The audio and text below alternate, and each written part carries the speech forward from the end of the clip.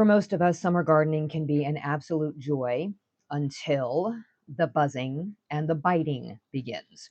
There are two pests in the garden that seem to be pretty much universal no matter where you are. And I'm not talking about pests for your plants, I'm talking about pests for your people: ticks and mosquitoes.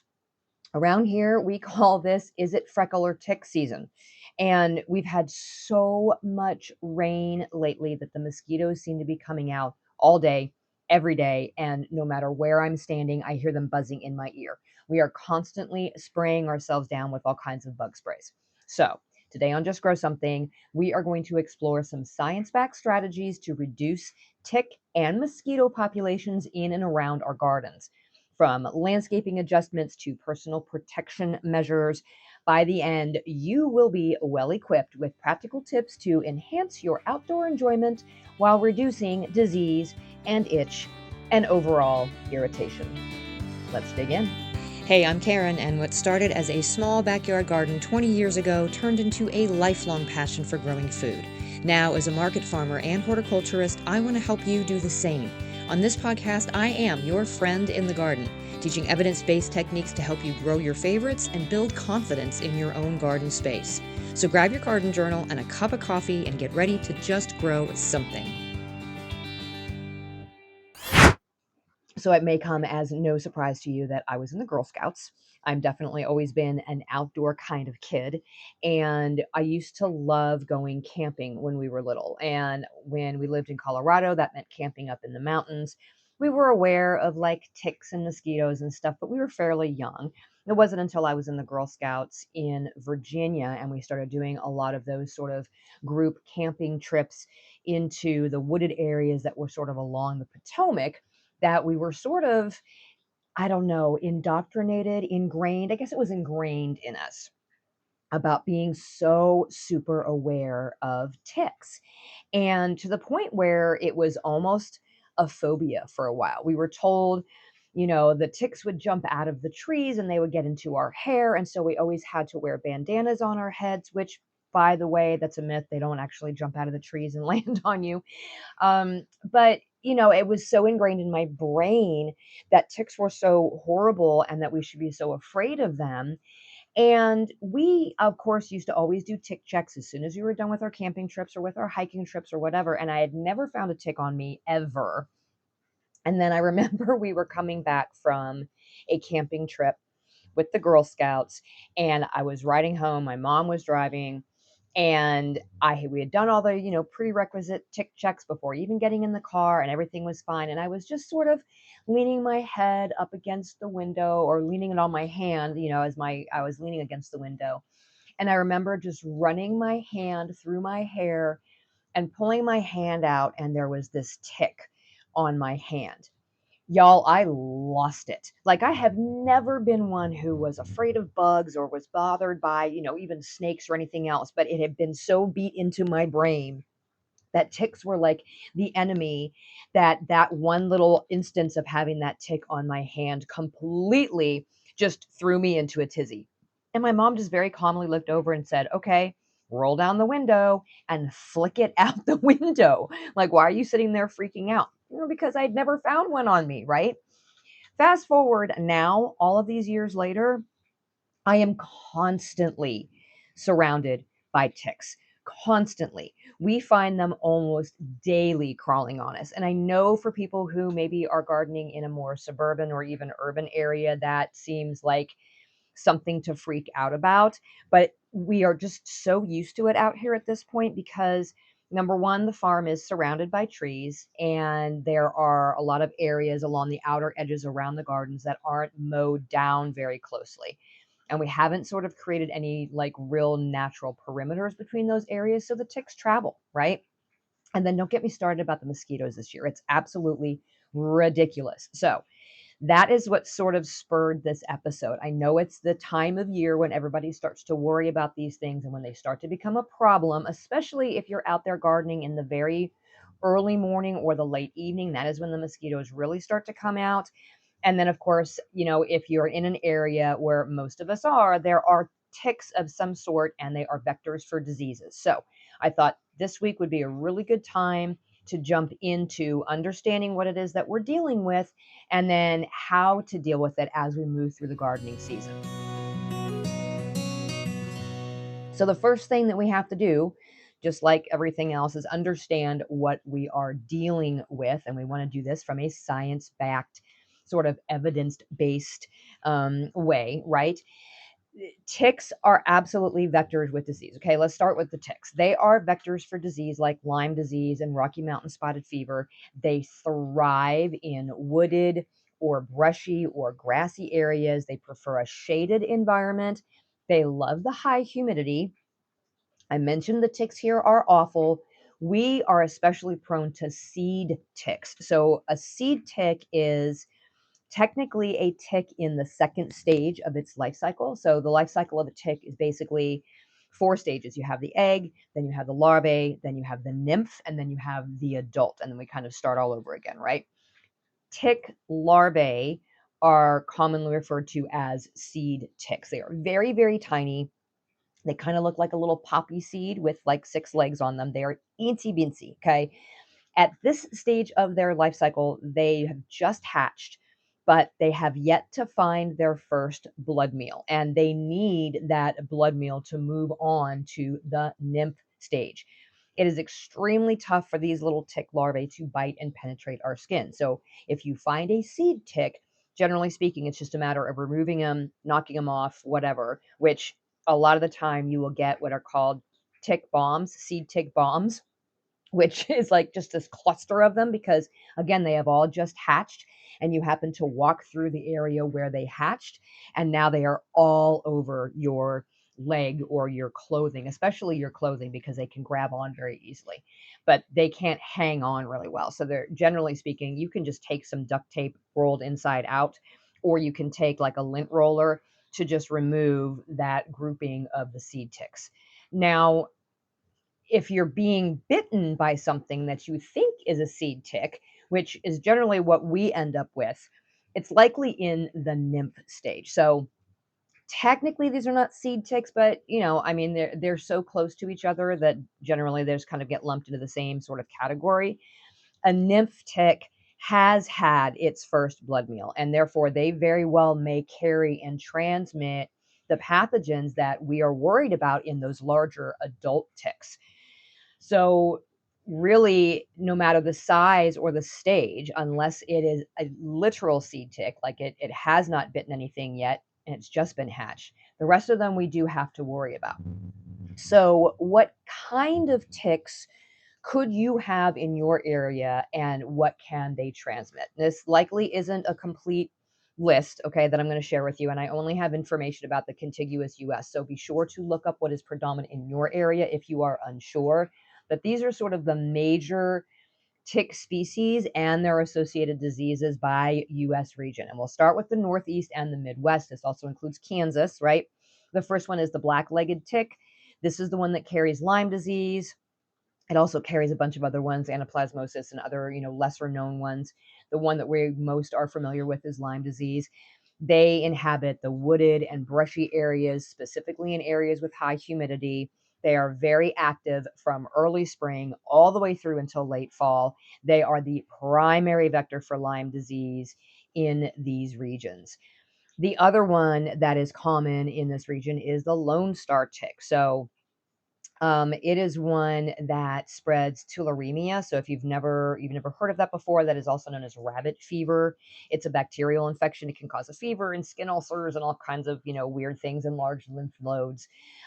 There's also the southern tick associated rash illness or starry, but the one that you're probably most familiar with is alpha gal syndrome, and that is that red meat allergy that develops in people who maybe have been bitten by these Lone Star ticks, right? These ones are populated in wooded areas that have sort of dense underbrush.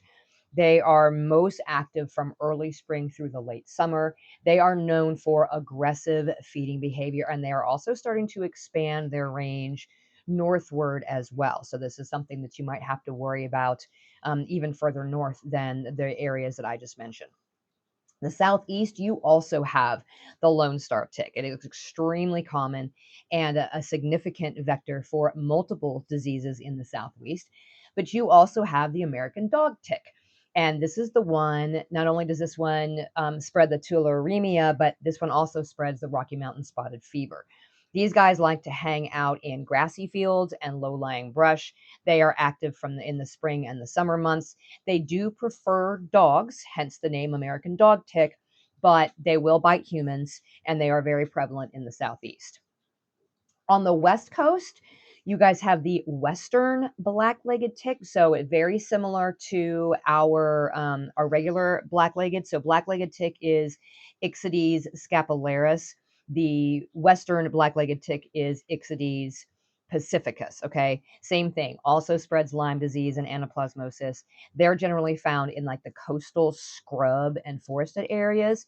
They are active late fall to early spring. So a little bit different than the black-legged ticks we're working with here. But they are the primary vector for Lyme disease on the West Coast. You also have the Pacific Coast tick.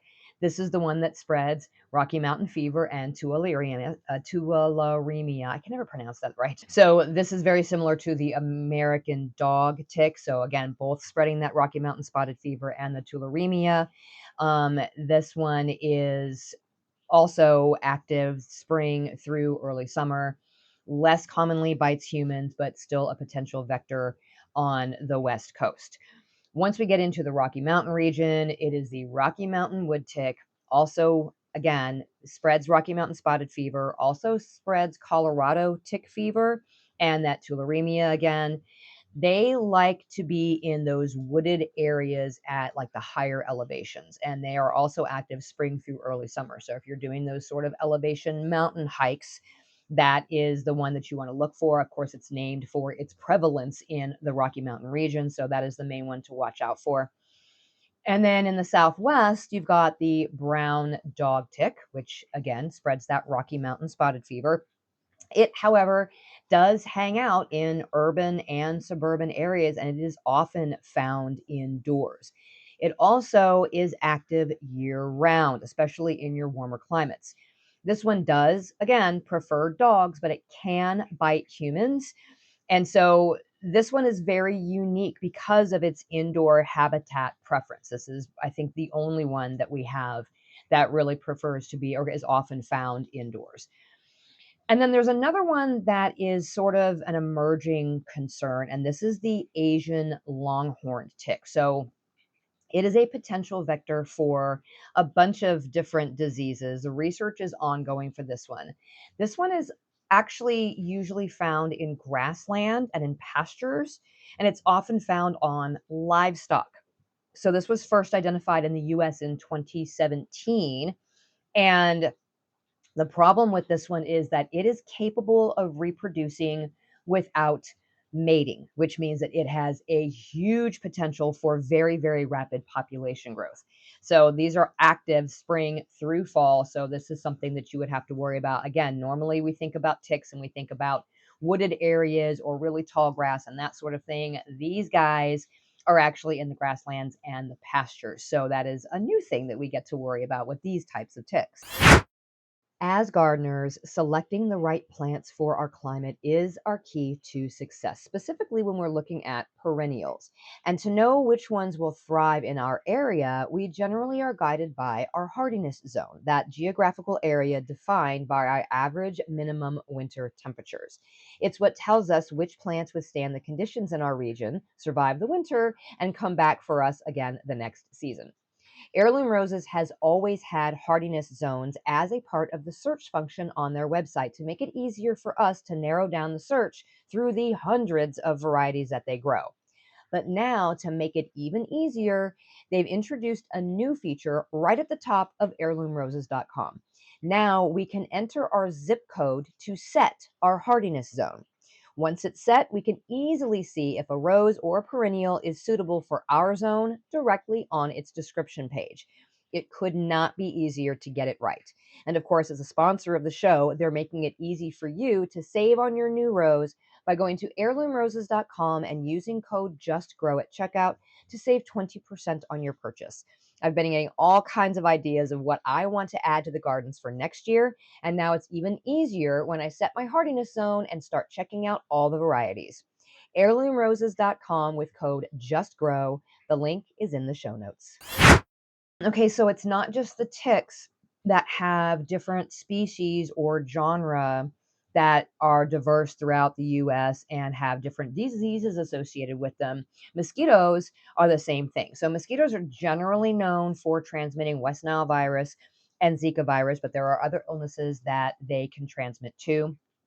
One thing that is universal about mosquitoes is that they breed in standing water, and they are usually most active during dawn and dusk. But as evidenced by what has been going on here with the super high humidity levels from all of the rain lately, I don't know if you guys can hear that, but it is raining again. So the mosquitoes have been out. They have been loving life. I've been getting buzzed and bitten midday lately, and of course, just like ticks, there are different breeds and different types of mosquitoes that all live and breed in different geographic regions. And they are responsible for spreading diseases differently too. I mean, I hear you, Florida, when you talk about mosquitoes, the sign of dinosaurs, okay? You have your own sort of little breed down there. So let's break down the mosquitoes a little bit. We have the Aedes mosquitoes, okay, not 80s as in like the number, but Aedes, Aedes mosquitoes. These ones are known for their very aggressive daytime biting and their role in transmitting several significant diseases. So you have the yellow fever mosquito, you have the Asian tiger mosquito, you have Aedes atlanticus, which is distributed like in the southeast U.S. from Texas to Maryland. Um, so the yellow fever mosquito is primarily in the southeast and the southwest and parts of California. It is increasingly being found in urban areas. It is transmitting dengue fever, Zika, yellow fever, and there's a couple of other ones that they're doing too. These prefer to lay their eggs in artificial containers with standing water. So your flower pots, your buckets, discarded tires that are laying around. They definitely prefer feeding on humans, and they are very active during daylight hours. So throw out the window what you learned about. Okay, well they're active most at dawn and dusk. Not these guys. Okay. The Asian tiger mosquito, those are also found in the southeast, but they are also found in the mid-Atlantic and the northeast and parts of the northwest. They are expanding their range because they have figured out how to adapt to cooler climates. And they also spread dengue and Zika. So they utilize both natural and artificial containers for laying their eggs. So not only is it standing water in like your flower pots and other things, but also pools of water that are just sitting around. They are actually capable of surviving in cooler temperatures. This is another aggressive daytime biter, and they feed on both humans and animals. And then we have Atlanticus. This one is again southeastern US from Texas to Maryland. It is a potential vector for yellow fever and the Keystone virus. They lay their eggs in temporary pools and containers. Now, the next thing we have is the Culex mosquitoes. These ones are primarily active during dawn and dusk, and they are known vectors for several encephalitic viruses. Okay, so we have the northern house mosquito. So this is the northern US and southern Canada. It thrives in urban and suburban areas. This is the one that is most likely the one that is bugging you at your picnic if you are in the northern US or southern Canada, right? This one transmits West Nile virus. It also transmits St. Louis encephalitis. It prefers stagnant water sources, so clogged gutters, storm drains, bird baths, that sort of thing. Then we get into Tarsalis, Culex tarsalis. This is one in the Midwest and the Western US, also spreading that West Nile virus, also spreading St. Louis encephalitis, but it also is a vector for Western equine encephalitis. So if you are a horse person, this one is pertaining to you as well. So it's not just the garden, it's also dealing with our animals too. And these ones utilize a variety of water sources, including fresh water, but also polluted water. Okay. And then we have the southern house mosquito, which is in the southern US, including the Gulf Coast states, also spreading West Nile and the St. Louis encephalitis. These are commonly found in urban areas. They breed in polluted water sources. So this is something that if you are gardening in an urban area, you might be coming in contact with. And then we have the Anopheles mosquitoes. These are the ones that are the primary vectors for malaria. Now, currently, malaria cases are rare and they are typically imported, but we do have two varieties of the mosquitoes. One is an eastern, one is a western. They are both potential vectors for malaria. And the one on the East Coast tends to prefer clean, very slow moving water sources, so like ponds or marshes. The West Coast one tends to utilize a variety of water sources, including like rice fields and irrigation ditches. Okay. But again, the malarial transmission is a bit rare, so not quite what we have to worry about, other than them just being a general pain. And then we have the Colicetta mosquitoes, and these are the ones that are known in their role for transmitting Eastern equine encephalitis. So these are through the eastern and central US. They are primarily what they transmit is this EEE, and they transmit it among bird populations. But then humans become infected through these other vectors that are going from the birds to the humans, right? So there's all kinds of different ways that this is done. These guys breed in freshwater swamps and marshes. Now, of course, Florida. You have those giant mosquitoes, the gallinippers or Saurophora ciliata, okay? These are the giant mosquitoes in Florida that are known for their size and their aggressive feeding habits. For those of us who are not in Florida, if y'all, this is not a joke, okay? These gallinippers are about 20 times the size of our usual mosquitoes, and they have the bite to match. These guys are capable of biting through clothing. So if we're used to wearing like long sleeve clothes to protect ourselves from mosquitoes, yeah, that doesn't work with these guys. And they are not picky eaters. They will target pets, they will target wild animals, and they will do humans, okay? They like floodwaters as their sort of nurseries, which is why they are also referred to as floodwater mosquitoes. Now, the good thing about these guys, if there is something, is that while they are a nuisance, they have not been documented to transmit mosquito-borne illness to humans. So that is like their only saving grace, because they are known to be carriers of heartworm. And we know how that happens with dogs. That's, they get by the mosquitoes and then they end up with heartworm. So, yeah, the Florida ones are big and nasty, but and their bite hurts, but at least they're not, possibly transmitting any diseases to us. Okay. So, now that I have either fascinated you with this discussion or completely grossed you out, how do we deal with these pests in and around our gardens so that we and our pets don't become an all you can eat buffet?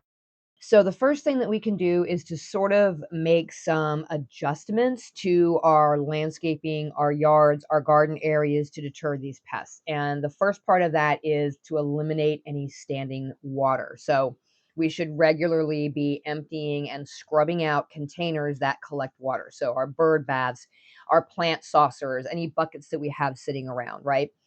We also should be ensuring that our gutters are clean and free flowing so that we don't have that sort of water accumulation. The same thing goes with any areas under like our faucets where our hoses are attached for watering the garden, or if we have downspouts that maybe are backing up or they're dumping a lot of water there, we need to worry about sort of managing how that water flows and getting it moving again. The other thing too is if you do have things like bird baths, then you might want to consider installing one of those little pumps that creates a little fountain or otherwise keeps that water moving a little bit, because the moving water will discourage the mosquito breeding. Okay.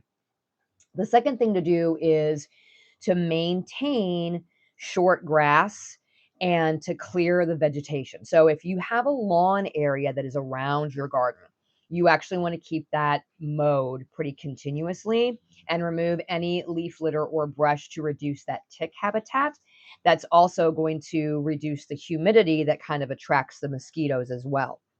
You also want to prune any overhanging branches to allow the sunlight to kind of penetrate, because That is also going to create a less hospitable environment, especially for the ticks, but it's also going to allow that area to sort of dry out if it has been very humid, and that's going to keep the mosquitoes away as well.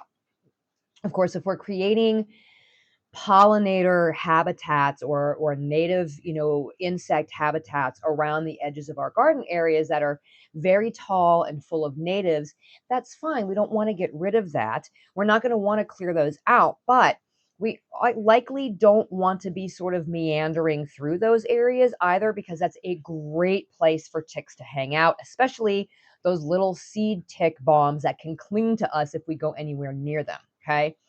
And then one thing that we have sort of failed to do here, which I really probably ought to consider doing, is creating a physical barrier. So if you can create sort of a 3 foot wide barrier of wood chips or even gravel between your garden area and any wooded areas, or even between your lawn if there's an area that you hang out with in the yard, and any wooded areas around, that is actually going to restrict the tick migration into the areas that you are using like recreationally. I think this is something that we're really going to have to focus on doing as this tick problem seems to continuing to get worse.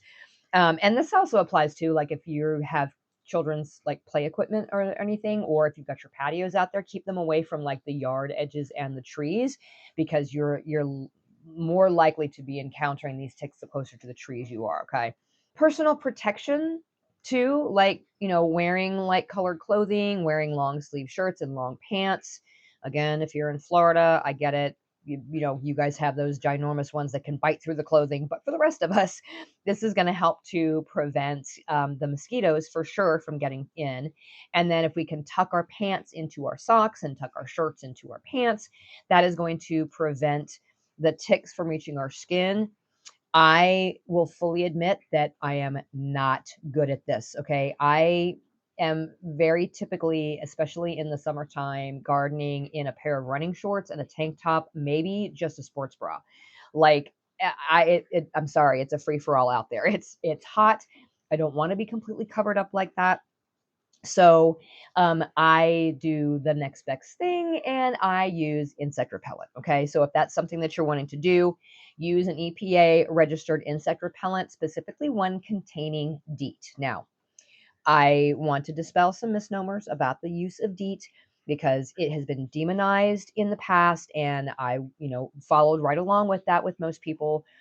If you're not familiar with what DEET is, it was created in 1946 by the US Army, or the researchers with the US Army anyway, because the soldiers who were fighting in World War II were also fighting against mosquitoes, and they needed this repellent, right?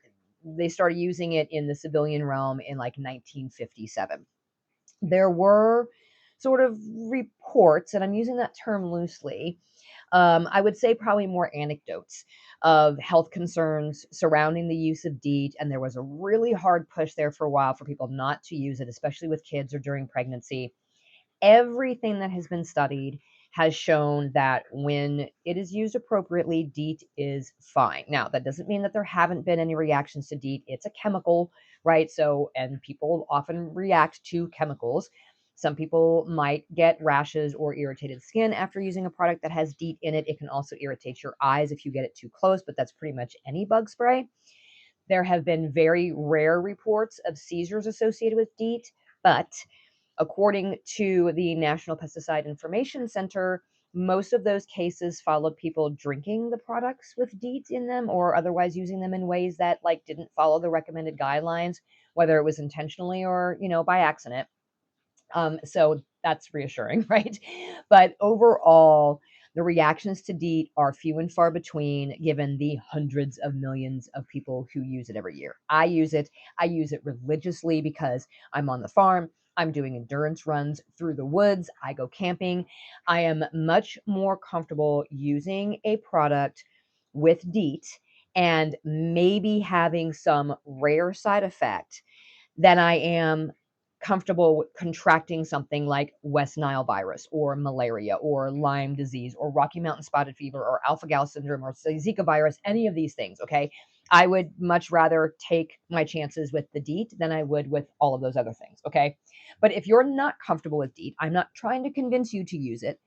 There is an alternative, at least here in the US, and I know overseas as well. And that is to use something that contains picaridin. So, picaridin is an insect repellent. It works for mosquitoes and ticks and chiggers and all those kinds of things. It is a synthetic compound that was first made in the 1980s, and it was made to resemble the natural compound piperine, which is what's found in the group of plants that are used to produce black pepper. So, picaridin was used really widely as an insect repellent in Europe and Australia. It's only been available in the US since like 2005.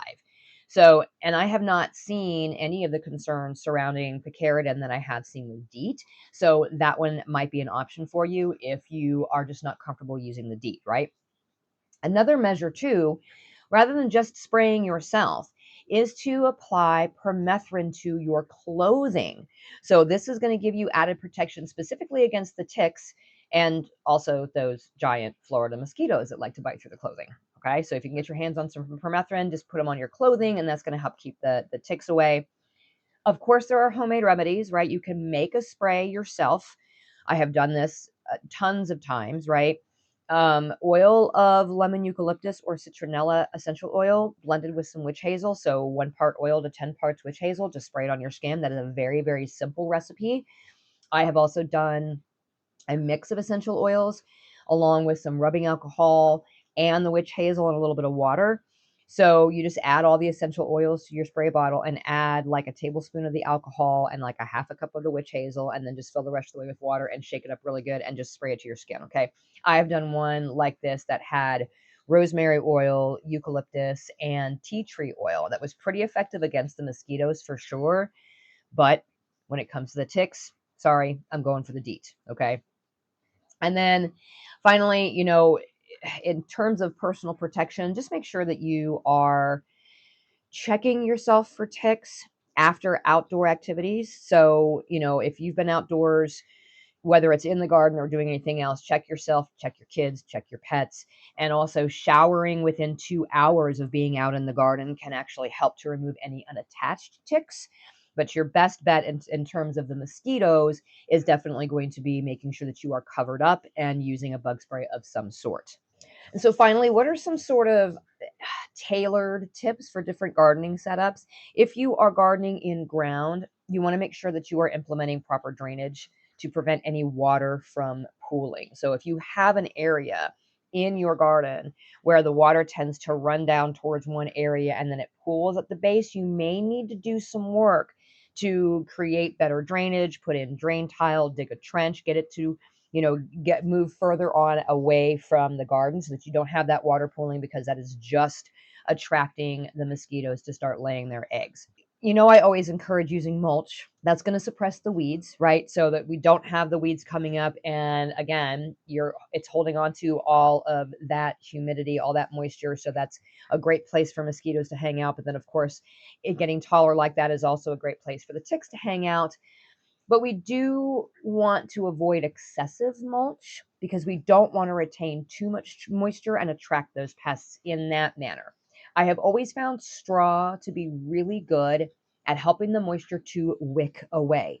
Because straw, the strands of the straw are hollow, they tend to allow for a little bit better airflow, which also means water flow. So there's gaps that are within the straw. It holds up better, it holds its structure better, and it allows that water to drain through into the soil underneath. So it doesn't mat down and it doesn't like hold that moisture so much compared to something like, say, wood chips or hay that are just going to suck up all that moisture and it's going to hold it right there. So not only is that not super great for the plants at that point, but it's also going to attract those pests. So use the mulch, but use it strategically. We want to suppress the weeds. We want to, retain the moisture in the soil, but we don't want it so deep, or to use a material that's going to retain it all and attract those pests. Okay.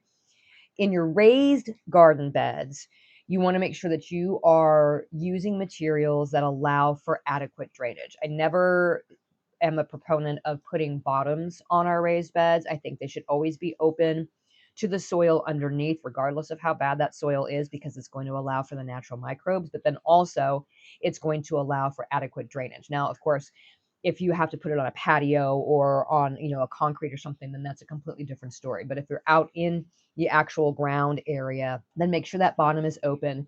Make sure that it's got some drainage.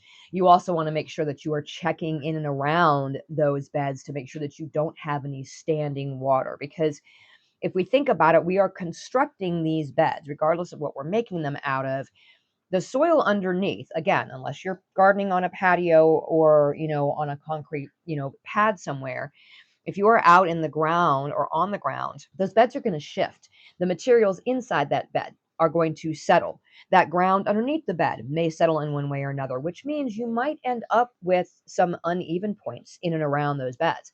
So make sure that you are checking, especially after heavy rainfall. That's a really good time to see whether or not you have any standing water around the outside of the beds or even in one corner of the bed. And then if you're working with really small containers, just make sure that you are not overwatering and you are promptly emptying those saucers that are under your pots. And just to make sure that we are reducing the humidity levels and we're not giving that standing water and allowing those mosquitoes to breed freely. Ideally, we are eliminating the standing water. We are maintaining our landscape areas, keeping the grass short, pulling out the leaf litter, pruning the vegetation back to reduce those tick habitats and to keep the humidity levels down to keep the mosquitoes away, right? We want to eliminate any potential breeding sites for the mosquitoes. We want to try to create a barrier, so wood chips or gravel or something to separate our gardening areas from any wooded areas. We want to protect ourselves, so wear the appropriate clothing. Not me, but we can use insect repellents when we are out there in the garden. And then, of course, after we're done working out in the garden, make sure that we are thoroughly checking ourselves for ticks and taking a quick shower afterwards to get rid of anything that we might miss. And then finally, we have a technique that I am going to be utilizing this year because the mosquitoes have gotten to be so bad. And this is a technique that uses buckets to trap and get rid of the mosquitoes. And we call this the bucket of doom. Okay. So Doug Tallamy, he is an American entomologist. He's an ecologist. He's a conservationist. He is a professor in the Department of Entomology and Wildlife Ecology at the University of Delaware. All around really smart guy. He's written several books. He's co-authored a bunch of papers. Anyway, he has also founded the, what's it called? National Park in my homemade National Park, I think is what it's called. And he has issued the Mosquito Bucket Challenge. The reason for this is because you notice that I didn't mention fogging or spraying for mosquitoes as one of the ways that we should battle them. And the reason for this is because mosquito fogging is not only toxic, but it is also mostly ineffective. These sprays really kill much more in the way of beneficials like butterflies and bees and lightning bugs than they do adult mosquitoes. They only kill about 10% of the adult mosquitoes. And according to Doug Tallamy, in order for that to be really effective at mosquito control, those sprays would need to kill upwards of like 90% of them. And they just don't do that. So the idea is to target the mosquitoes in their larval stage instead. So we've already talked about the fact that mosquitoes lay their eggs in standing water. Well, this bucket of doom gives them a place to do that, and then it stops that. Okay. So what do you need? You need a bucket. 5-gallon bucket works. Okay. Any large container that holds water will be fine. Plus, you need some water. Okay. You're also going to need like a handful of dead leaves or grass clippings. I just have like weeds that I've pulled from the garden or whatever, toss it in there. And you also want to get mosquito dunks. So, mosquito dunks are these like pucks of material that contain Bacillus thuringiensis israelensis, so BTI. You've heard me talk about BT before. It is a bacteria that is really good at attacking like caterpillars and that sort of thing. Well, this is the same type of a thing. It works on the mosquito larvae, okay? Very widely available online, most hardware stores. You can find them at the garden centers, whatever. So then you also want to have like a bucket lid or some wire mesh or just a sturdy stick. This is going to depend on whether or not you have kids and pets around. So here's the thing, okay? This is what you do. You fill the bucket about 2/3 of the way with water, and then we're going to make it funky. Okay? We want to add that plant debris, so whether it's dead leaves or grass clippings or the weeds from your garden, whatever, and shove it in there. We want to make this water stinky. You know what happens when you've like had a bucket out in the garden and you've collected your vegetable scraps, or you've collected the weeds that you've been that you've been pulling, and then you leave that bucket sitting somewhere and it like rains and you forget about it, and there it creates that funk. Yeah, we're trying to create that funk on purpose. Okay, we want to leave plenty of water surface area so the mosquitoes have room to land and lay their eggs. And then we want to break up that mosquito dunk. We're just going to break it up into fourths, and we're just going to put 1/4 of that dunk into the bucket.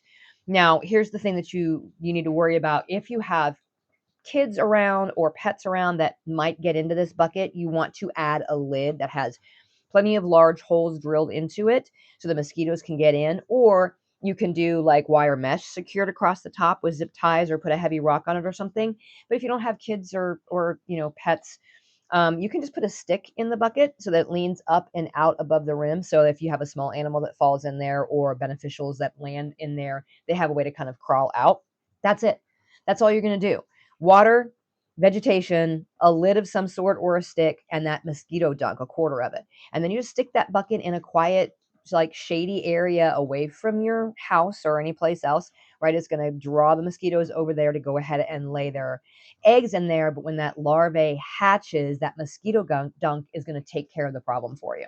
That is the easiest way to reduce the amount of larvae or the amount of mosquitoes that are coming in your yard without worrying about spraying anything toxic in and around. So every yard is different. Try a spot that stays sort of damp and quiet. Put it in the corner of a yard or wherever. And I will put a link in the show notes to this method. As a matter of fact, today's show actually has a ton of resources in terms of the sources where I got all this information, plus, things about tick safety and this mosquito bucket challenge from Homegrown National Park, and all the different things about DEET and picaridin and all that kinds of stuff. So I encourage you to take a look in the show notes. If you're on the email list, those sources were already listed in this morning's email. So you should have those at your ready. All right, my gardening friends. This episode was full of a lot of information about some little buggies that we don't want to have in our garden, especially the kind that are munching on us or on our pets. So hopefully it gave you enough information to be able to go out and do something about it so that we can be a little bit more comfortable in our gardens this summer. Until next time, my gardening friends, keep on cultivating that dream garden, and we'll talk again.